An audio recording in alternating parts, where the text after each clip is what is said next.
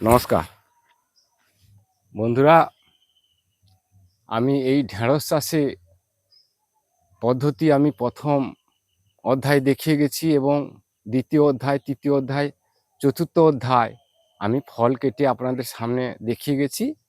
তো আমরা সবাই জানি যে প্রথম অবস্থায় ফল কম হয়, আমিও জানি, আপনারা সবাই জানেন।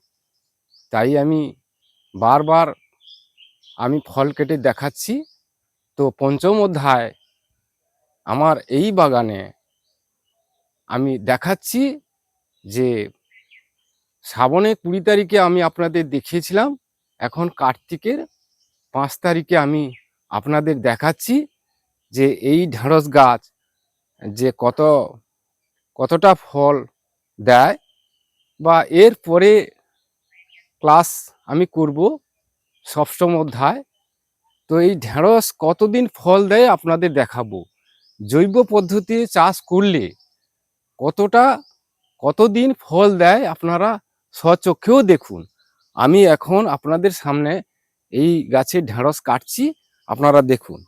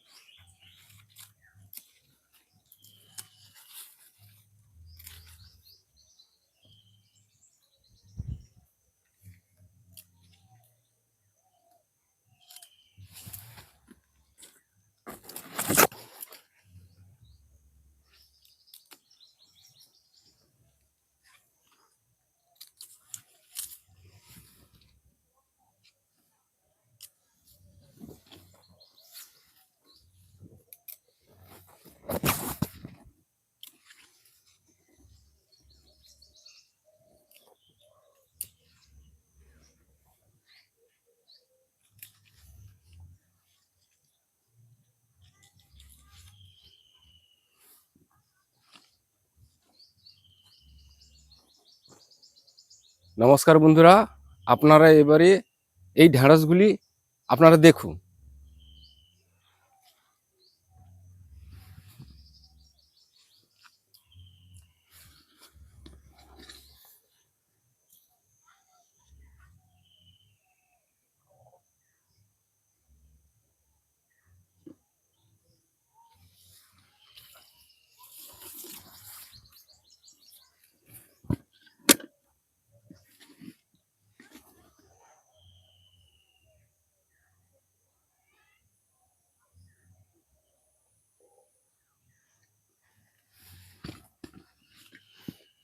আপনারা গাছও দেখুন, এই গাছ কতটা উচ্চতা হয়েছিল।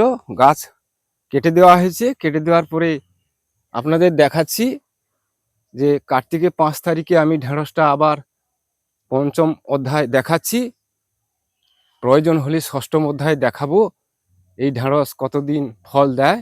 আপনারা এরপরে বাগানও আপনারা দেখুন, এই বাগান এখন কীরকম পর্যায়ে আছে আপনারা স্বচক্ষে দেখুন। গাছ কীরকম কাটা হয়েছে এবং তার শাখা পোশাখা কীভাবে হয়েছে আপনারা দেখুন। বৈশাখে 15 তারিখে এই বীজটি আমি রোপণ করেছিলাম। তো আমি চতুর্থ অধ্যায় পর্যন্ত দেখিয়ে গেছি। তো আপনারা এই পঞ্চম অধ্যায় দেখুন, আমি ফল কেটে আপনাদের দেখাচ্ছি। আর এই বলে সবাইকে ধন্যবাদ জানিয়ে আমি শেষ করছি। নমস্কার।